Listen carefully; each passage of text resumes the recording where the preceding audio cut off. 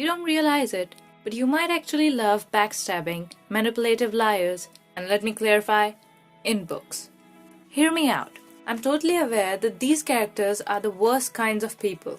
You certainly do not want to experience them in real life. But from the safety of the pages of a book, that's another story, pun intended. They're awful, but wait for it, in the best possible way. When you're reading a book and a character turns out to be truly evil, lying and manipulative their way through the story, it's fascinating to read. There's no redemption for them, and the worse their actions are, the more you want to see them get what's coming for them in the end. Now let's see which books feature some of the absolute worst, but also the kind of best messed up characters ever.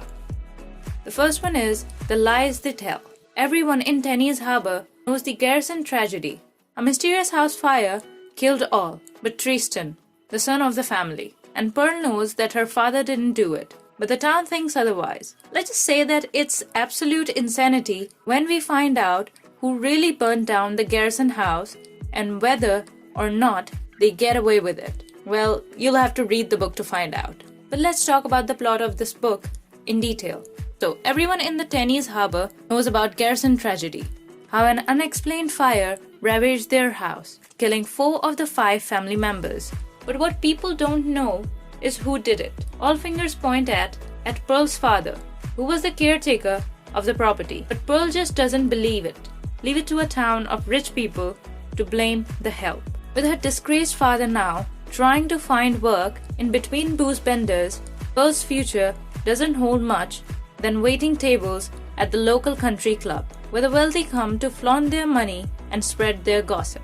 This year, Tristan, the last surviving Garrison, and his group of affluent and arrogant friends have made a point of sitting in Pearl's section. Tristan's quiet sadness and somber demeanor have her rethinking her judgments.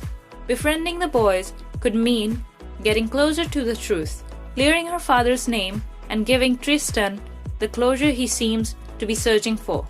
But it could also trap Pearl in a sinister web of secrets, lies, and betrayals that will leave no life unchanged if it doesn't take her first.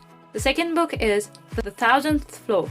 This book takes place 100 years in the future. New York City is a city of innovation and dreams, but people never change. Everyone here wants something, and everyone has something to lose. Lalacor's flawless exterior belies a secret addiction to a drug she never should have tried and a boy she never should have touched. Eris Dodd's Redson beautiful carefree life falls into pieces when a heartbreaking betrayal tears her family apart. Rylan Meyer's job on one of the highest floors sweeps her into a world, and a romance she never imagined. But will her new life cost Rylan her old one? What is a tech genius with a secret? He knows everything about everyone, but when he's hired by an upper floor girl, he finds himself caught up in a complicated web of lies. And living above everyone else on the 1,000th floor is Every Fuller, the girl genetically designed to be perfect, the girl who seems to have it all, yet is tormented by one thing she can never have. The third book is One of Us is Lying. The title might say only one person is lying, but I say that's an understatement. When 5 students walk into detention, and by the end of it, 1 student is dead, no one is really innocent in that crime. The 4 surviving students will try to lie their way out of the aftermath to save themselves. Pay close attention and you might solve this. On Monday afternoon, 5 students at Bayview High walk into detention.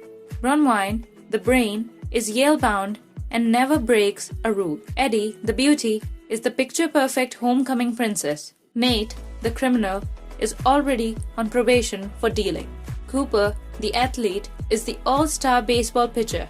And Simon, the outcast of Bayview High's notorious gossip app. Only Simon never makes it out of that classroom.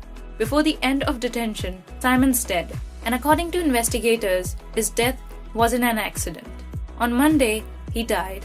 On Tuesday, he planned to post juicy reveals about all 4 of his high-profile classmates, which makes all of them suspects in his murder.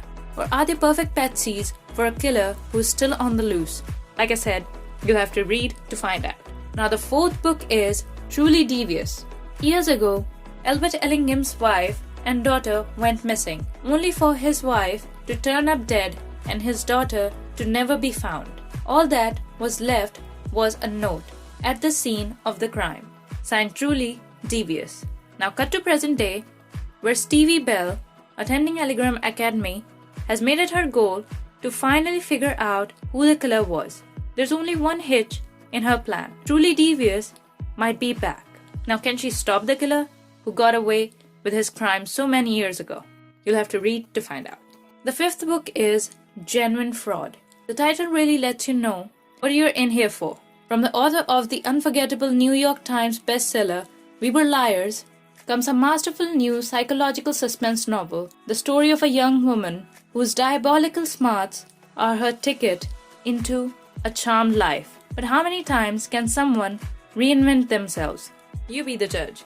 Imogen is a runaway heiress, an orphan, a cook, and a cheat. Jewel is a fighter, a social chameleon, and an athlete. An intense friendship, a disappearance, a murder, or maybe two. A bad romance, or maybe three. Blunt objects, disguises, blood, and chocolate. The American dream, superheroes, spies, and villains.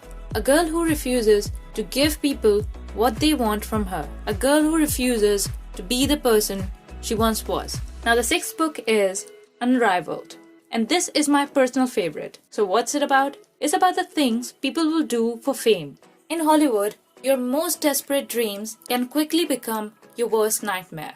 When four normal teens get sucked into a game for fame, they quickly learn just how manipulative and deceitful they have to be to make their dreams come true. Everyone wants to be someone. Lila Harrison wants to be a reporter.